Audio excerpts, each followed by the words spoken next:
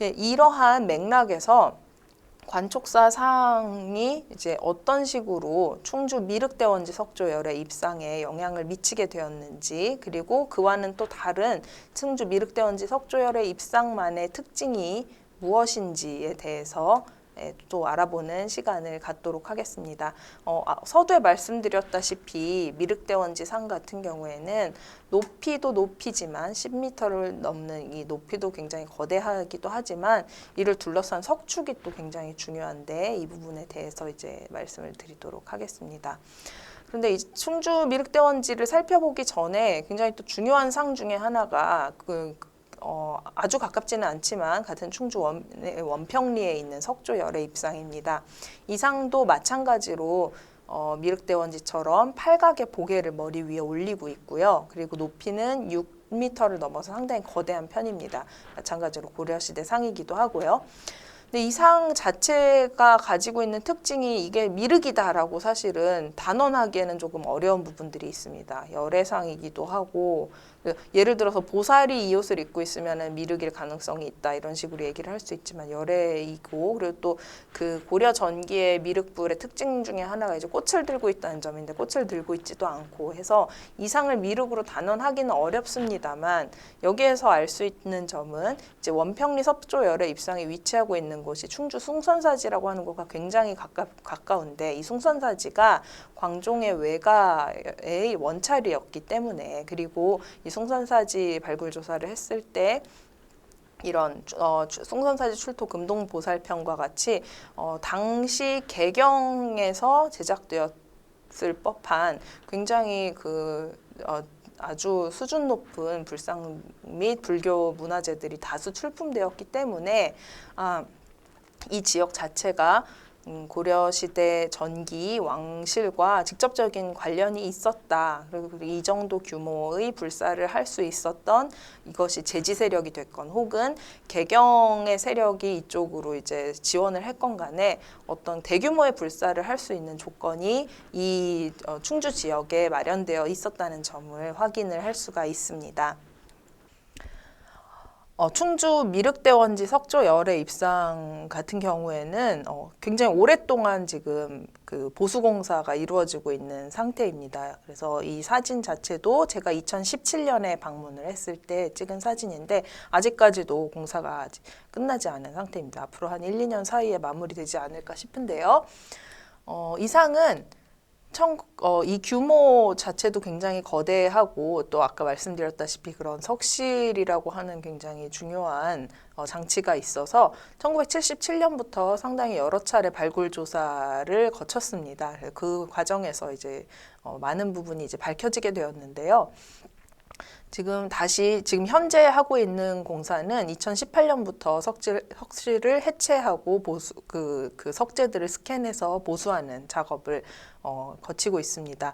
이 상의 서벽 지금 화면에서 보이시는 오른쪽 벽이 그 오른쪽 벽의 옆으로 개천이 흐르고 있어가지고 지반이 아무래도 조금 약해지다 보니까 그 부분이 이제 기울어지면서 전체적으로 좀 이 지반을 좀 강화하고 이 석축을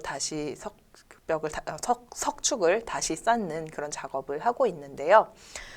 충주 미륵대원은 1977년 1차 발굴 당시에 이제 처음부터 명문기와가 발견이 되었습니다. 그래서 여기에서 발견된 명문기와의 내용에 따르면 명창 3년이라고 하는 기록이 나타나서 1129년인데요. 이것은 이제 고려 명종 1122년이고 고려 명종 22년인데 원명이라고 하는 승려가 대원사의 주지인데 이 원명이라고 하는 스님이 대원사의 이제 그 기와를 새로 이었다라고 하는 그런 명문들이 나타났고, 그 외에도 기와 명문에 뭐 미륵당 그리고 미륵당사 이런 그 기록들이 있어서 이 거대한 부처님이 이제 미륵불로 만들어진 부처님이고, 그리고 대원사라고 하는 절이 있었다는 그런 사실 등을 확인할 수가 있었습니다.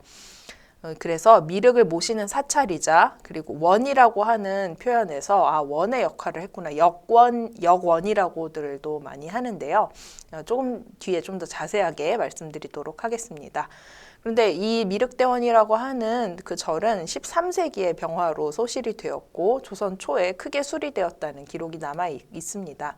하지만 임진왜란기에 다시 소실이 되었고 다시금 이제 조선 후기에 수리가 되었는데 본래의 굉장히 대규모의 그 복잡한 구조를 가진 건물이었던 것이 이제 상당 부분 소실이나 멸실이 되어서 지금 현재 보고 있는 약간은 좀 폐허와 같은 그런 형태로 남아 있음을 알 수 있습니다.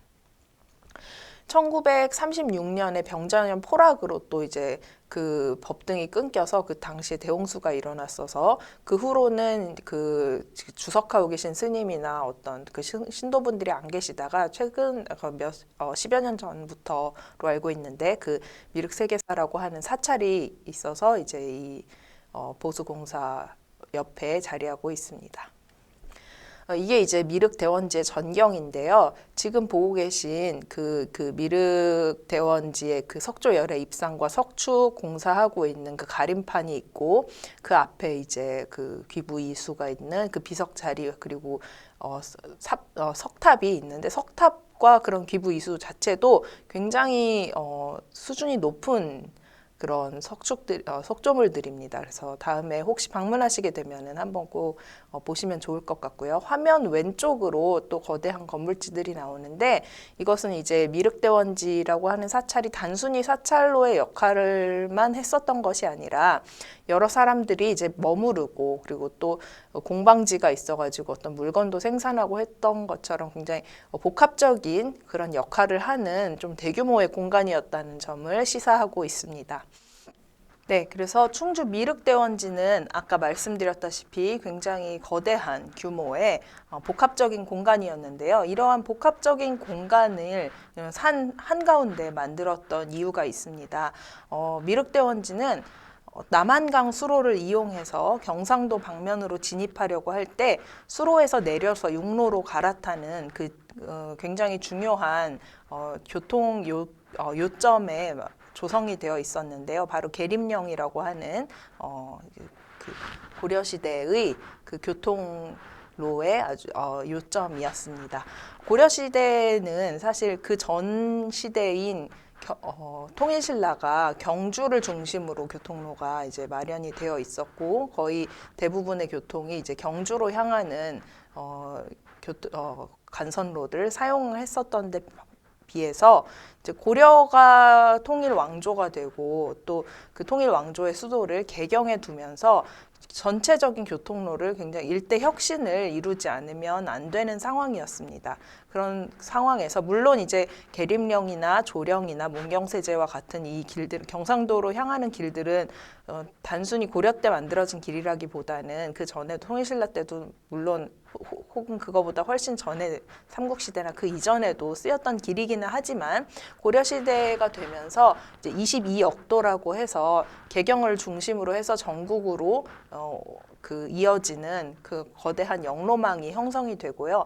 그 영로망에 있어서 고려 그 왕실 고려 조정에서 굉장히 중요하게 생각했던 것이 그 중간중간에 있는 거점 여건으로서의 사찰 혹은 그런 관사 등의 그러한 거점들이었습니다. 그래서 미륵대원지 같은 경우에는 경상도 방면으로 진입하는 그리고 경상도에서 개경 쪽으로 가는 그 육로에서 수로로, 수로에서 육로로 갈아타는 그 지역에 있는 아주 중요한 거점이었음을 알 수 있습니다. 그런데 이 지역은 미륵대원지뿐 아니라 굉장히 미륵대원지 외에도 다수의 불교 문화 유적이 남아 있는데요. 지금 보시다시피 이 계림령을 중심으로 해서 덕주사 마애불이라거나 아니면 이제 고려시대 석조 미술을 얘기할 때 굉장히 빼놓을 수 없는 사자 빈신사지 석탑 그리고 미륵대원지가 있고 거기에서 이제 조금만 더 내려가면 관음리 석불이라고 해서 또 굉장히 고려 전기, 고려 초기의 양식을 보여주는 석조 입상이 있습니다. 그리고 거기서 또 다시 좀 내려가면 갈평리 석불이라고 해서 이것도 마찬가지로 고려 전기의 그 석조열의 좌상의 양식을 굉장히 전형적으로 보여주는 석불이 있어서 이 지역에 어떤 그 계림령을 시작으로 해서 경상도 쪽으로 이어지는 이 루트상에 적지 않은 불교 문화재가 남아있는 점을 미루어 보아 사원들이 상당히 많이 조성이 되었고 이 사원들을 따라서 사람들이 이동했음을 알 수 있습니다. 네. 그래서 계림령을 교통 거점으로 어떤 그 산 위에 있는 산상 도시의 성격을 지니는 원관 사찰로 만들고자 했다는 점이 이제 여러 연구를 통해서 제기가 되었는데요. 고려 전기에는 아까 말씀드렸다시피 주요 교통로상에 원관 사찰을 두고 불교 사원을 복합적인 용도로 이용한 사례가 이제 미륵대원지 말고도 다수 있습니다. 그리고 원관 사찰은 현종 때부터 해서 13세기 초까지 굉장히 활발하게 건립되고 운영이 되는데요. 그렇기 때문에 이런 원관 사찰의 운영, 그리고 특히 이제 주요 교통로 상의 원관 사찰을 조성을 하고 운영을 하는 것이 특히 고려 전기의 특징이라고 보셔도 크게 틀리지는 않습니다. 이러한 곳은 이제 길이 험하고 별다른 시설이 없어서 도적이나 호랑이 같은 길을 오가는 데 있어서의 위험이 있는 곳에 주로 건립을 해서 아예 아까 말씀드렸다시피 산상도시, 아예 사람을 이주시켜서 그러한 위험으로부터 도피할 수 있는 공간을 조성하고자 했다는 것이 이제 고려 조정의 의도라고 볼 수 있습니다. 그런데 또 중요한 것이 지금 보시고 있는 그 화면 왼편의 계림령, 그리고 조금 더 가시면 이제 조령이라고 있는데 조령도 마찬가지로 계림령과 마찬가지로 이제 경상도와 남한강 수역을 잇는 굉장히 중요한 거점 중에 하나인데요. 이 두 산 사이에는 이제 계두산이라고 하는 산이 있고요. 그런데 이 조령 루트상에 있는 단양 용부원리 사지라고 하는 곳에 이제 석조열의 입상이 남아 있습니다. 근데 이 석조열의 입상 주변으로 해서 이제 아까 말씀드렸다시피 영남의 주요 관문인 조령에 조성이 되어 있는 이 석조열의 입상의 주변에 원형 혹은 죽절형 석주와 같이 석실 구조에 쓰이는 그런 부재들이 다수 발견이 되었습니다. 그렇기 때문에 이도 미륵대원지와 마찬가지로 불상을 둘러싸고 어떤 석실 구조 혹은 석굴사원과 같은 구조를 만들었던 것이 아닌가라고 하는 지금 의문이 있습니다. 그래서 미륵대원지와 마찬가지로 석실과 대형 건물지의 구조를 지닌 곳이어서 조령에 있어서의 그런 원관 사찰 혹은 미륵대원지와 같은 역할을 했던 곳이 이 용부원리 사지가 아니었을까라고 지금 의견들이 나오고 있는 상황입니다. 보통 우리나라에서 가장 유명한 석실 구조라고 하면은 당연히 이제 경주 토암산의 석굴암을 들 수가 있는데요. 앞서 보신 것처럼 중국의 석굴 사원들이 자연적인 석굴, 그것도 이제 조금 이제 그 경도가 낮은 석굴들을 파고 들어가서 그곳에 조성된 것과 달리 우리나라의 석굴 사원들은 특히 이제 경주 석굴암 같은 경우에는 화강암 석재를 다듬어서 이것을 짜맞춰서 돔 형태로 석굴 사원을 만들었다고 하는 것에 이 조성이 정말 대단하고 굉장히 난이도가 높은 작업이었다는 것을 알 수가 있잖아요. 그런데 이제 충주 미륵대원지 같은 경우에도 이런 식으로 지금 석불을 중심으로 해서 주변을 석축으로 다듬은 석재를 쌓아 올려서 그리고 그 위에 윗부분은 또 이제 목재의 가구를 이용해서 석조와 목조를 함께 사용한 석실이 그런 불감과 같이 조성되어 있었다고들 지금 추측을 하고 있는 상황입니다. 그런데 어떻게 이렇게 어려운 석축 작업을 불상을 쌓는데 이런 산 한가운데 만들었을까라는 의문을 가져봤을 때 제가 생각하는 이유 중에 하나는 이 충주 지역을 중심으로 해가지고 충청도 지역 곳곳에 보이는 이런 견고한 석축 산성들을 그 이유로 들 수 있을 것 같습니다. 그래서 마찬가지로 충주에 있는 남산성 같은 경우에 이제 백제 시대에 백제가 쌓았다고 알려져 있고, 그리고 또 멀지 않은 제천 덕주산성 같은 경우에도 통일신라 시대에 쌓였고, 그리고 또 이제 보은의 삼년산성 같은 경우에는 5세기의 산성인데 신라가 가지고 있는 석축 기술을 거의 총동원해서 굉장히 여러 가지 석축의 시도를 했던 것으로 유명한데요.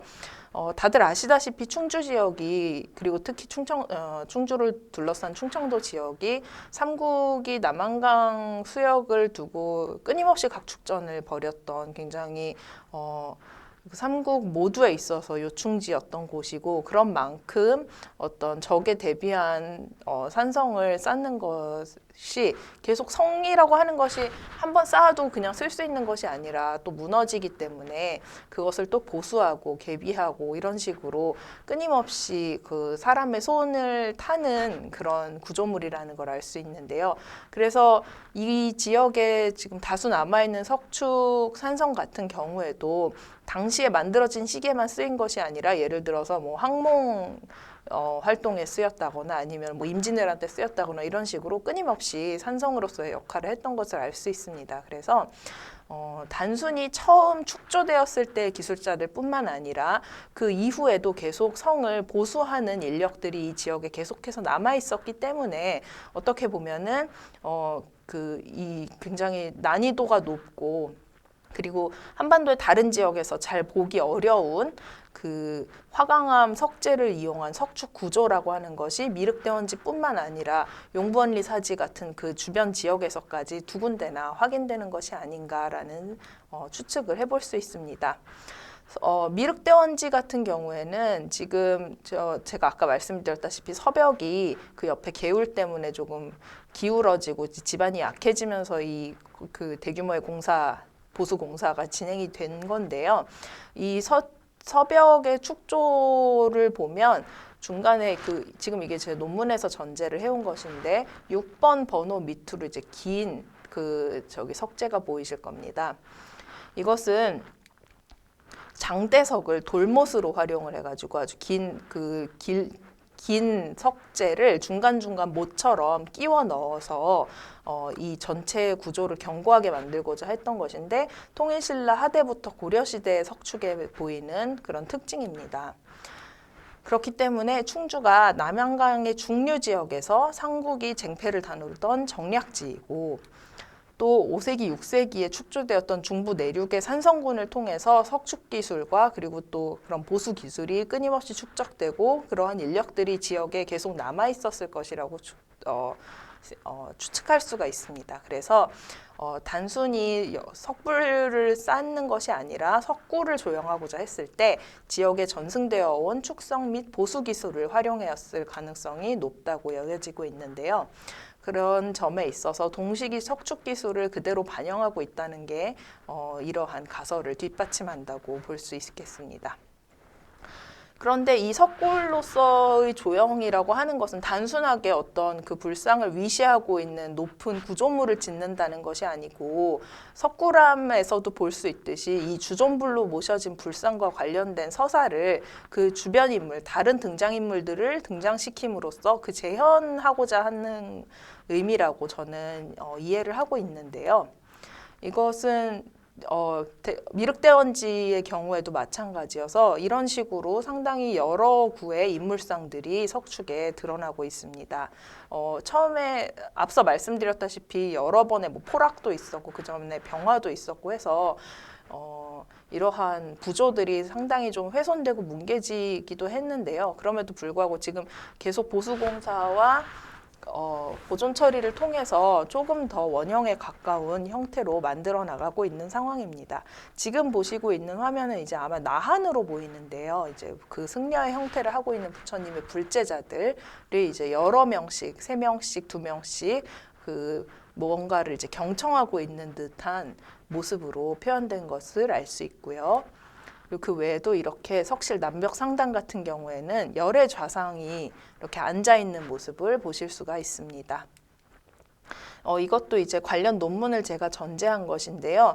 이 상을 보면 이게 그 남면이어서 그 미륵대 원지 석불의 그 석불 후면에 해당하는데 여기에 있는 열의 상들을 이렇게 따져보니까 아마도 상단에 7분의 열애가 모셔져 있었을 것으로 추측이 되고 있습니다. 지금 화면에서 1번, 2번이 지금 남아있는 열애 부조인데 그 외에 비슷한 그 크기의 돌의 석재를 세보면은 이제 7개의 석재가 끼워져 있는 걸 확인을 할 수가 있고요. 아마도 7구의 열애가 모두 묘사가 되어 있었는데 이제 여러 가지 훼손 과정에서 그 열애의 부조가 없어지고 그 대신 이제 규모가 맞는 유사한 크기의 돌을 끼워 넣었을 것으로 추측이 됩니다.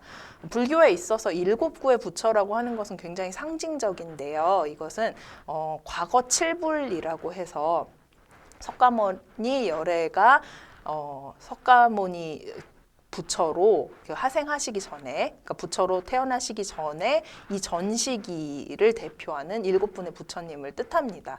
그래서 아마도 이 과거 7불이라고 하는 7불이 그 미륵불의 뒤에서 너도 우리 이제 그 열애의 후계자다라고 하는 식으로 증명하듯이 서 있는 모습을 도상화한 것으로 보이는데요. 이 내용은 경전에도 또 그대로 나와서 미륵이 하생하려고 할 때 과거 7불이 그 끊임없이 이 사람은 열애가 맞다. 이 사람이 미래불이고 이 사람이 미륵이다라고 이렇게 증명해주는 장면들이 다수 나옵니다. 그렇기 때문에 그러한 장면을 이렇게 부조로 나타내고자 했음을 알 수 있습니다.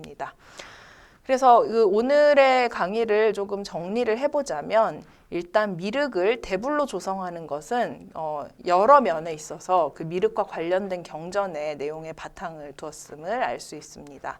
그리고 우리나라에서는 고려 전기에 특히 미륵대불을 중점적으로 조성을 하였고 이런 미륵대불을 이제 굉장히 난이도가 높은 화강암으로 대형으로 조성을 했다는 걸 알 수 있고요.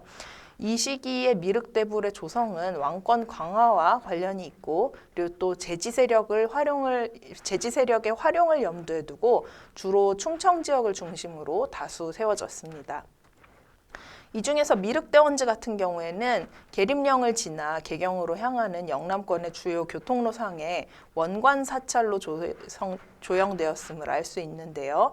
이 석굴암 등과는 차별화되는 이런 미륵대원지만의 석축은 삼국시대부터 충주 그리고 이 주변 충청 지역에 축적된 축성 기술과 그리고 동시기의 축조 기술을 활용한 것으로 이해할 수 있습니다. 그리고 석실 벽면의 다양한 부조는 미륵 경전에 묘사된 하생 장면의 서사를 충실하게 구현한 것으로 이해할 수 있을 것 같습니다. 네, 이렇게 해서 이제 그 전체적으로 어떤 미륵이라고 하는 불상이 왜 거대하게 만들어졌는지 그리고 아시아권에서 그리고 또 우리나라에서 미륵 대불이 어떠한 형태로 만들어졌고 그렇게 거대한 형태로 만들어지게 된 이유에는 무엇이 있었으며 그러한 흐름 위에서 충주 미륵대원지의 석조 열애 입상이 어떠한 배경을 가지고 만들어졌는지에 대해서 알아봤습니다.